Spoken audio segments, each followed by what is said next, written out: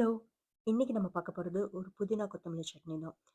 இந்த சட்னி எப்படி செய்றதுன்னு பார்க்கறதுக்கு முன்னாடி, இதுக்கு தேவையான இன்கிரீடியன்ட்ஸ்லாம் என்னன்னு சொல்லி பார்த்துருவாங்க. இதுக்கு 1/2 கட்டு புதினா, 1 கட்டு கொத்தமல்லி, தக்காளி, சின்ன வெங்காயம் இல்லைன்னா பெரிய வெங்காயம் யூஸ் பண்ணிக்கோங்க.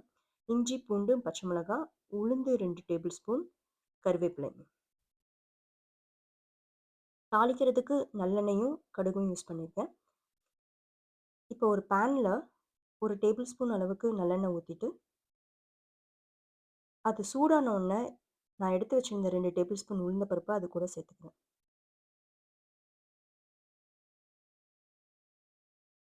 உளுந்து எண்ணெயில இந்த மாதிரி ப்ரவுன் கலர்ல வரணும். இந்த ஸ்டேஜ்ல பார்த்து பண்ணணும். ஏன்னா இது கருகிருச்சுன்னா டேஸ்ட் நல்லா இருக்காது. ஸோ இப்ப நல்லா ப்ரவுன் கலர்ல வந்துருச்சு. இப்ப இது ஆயில்லேருந்து எடுத்து தனியா ஒரு பவுல்ல எடுத்து வச்சுக்கோங்க. அதே எண்ணெயில நான் எடுத்து வச்சிருந்த இஞ்சி, பூண்ட இந்த மாதிரி சின்ன சின்ன துண்டா கட் பண்ணி போட்டுக்கிறேன். 2 பச்சை மிளகாய் ஆட் பண்ணிக்கிறேன். சின்ன வெங்காயத்தையும் இந்த மாதிரி சின்ன சின்னதா கட் பண்ணிக்கிறேன். இத அரைக்க போறோங்கிறனால ரொம்ப சின்னதா கட் பண்ணணும்னு அவசியம் இல்ல. இந்த அளவுக்கு கட் பண்ணியிருந்தா போதும்.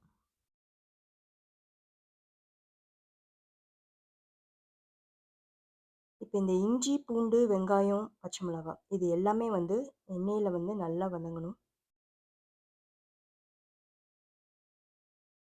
இந்த ஸ்டேஜ்ல நான் கருவேப்பிலைய ஆட் பண்ணிக்கிறேன்.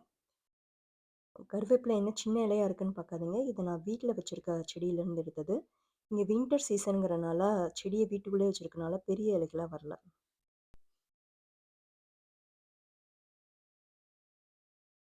இப்ப கட் பண்ணி வச்சிருக்க தக்காளியும் அதில ஆட் பண்ணிக்கிறேன். இப்ப இது எல்லாமே வந்து நல்லா வணங்கிருச்சு. ரொம்ப வணங்கணும்னு அவசியம் இல்ல தக்காளிலாம். இப்ப நான் கழுவி எடுத்து வச்சிருந்த 1/2 கட்டு புதினாவோட இலைகள இது கூட சேர்த்துக்கிறேன்.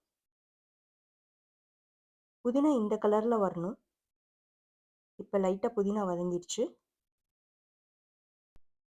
இப்ப கொத்தமல்லி இலைகள இதில சேர்த்துட்டு ஸ்டவ்வ ஆஃப் பண்ணிர்றேன். கொத்தமல்லி இலைகள் வந்து நல்லா வணங்கணும்னு அவசியம் இல்ல.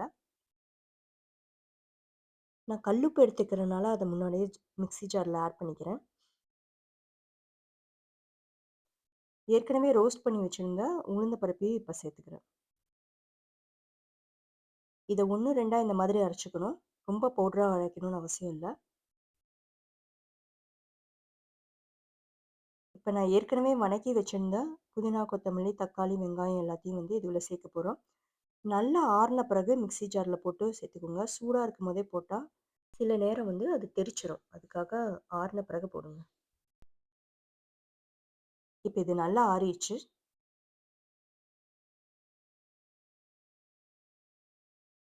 இப்ப இத மிக்ஸியில போட்டு அரைச்சுட்டு இந்த மாதிரி நல்ல நைஸான ஃபைன் பேஸ்ட்டா அரைச்சுக்கோங்க. இது அப்படியே சாப்பிடலாம். இல்லாட்டி இதுக்கு ஒரு தாளிப்பு கொடுத்தும் சாப்பிடலாம். கொஞ்சமா எண்ணெய் ஊத்தி, அதில கொஞ்சம் கடுகு போட்டு, தேவைப்பட்டா இதில கருவேப்பிலையும், உளுந்த பருப்பும் சேர்த்துக்கலாம்.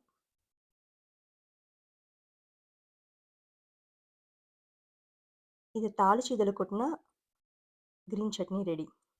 இந்த சட்னி நார்மலான இட்லி, தோசை எல்லாத்துக்கும் சாப்பிடலாம். மில்லட் இட்லி, தோசைக்கு இது ரொம்ப நல்லாயிருக்கும். நீங்களும் வீட்ல ட்ரை பண்ணி பாருங்க. Thank you.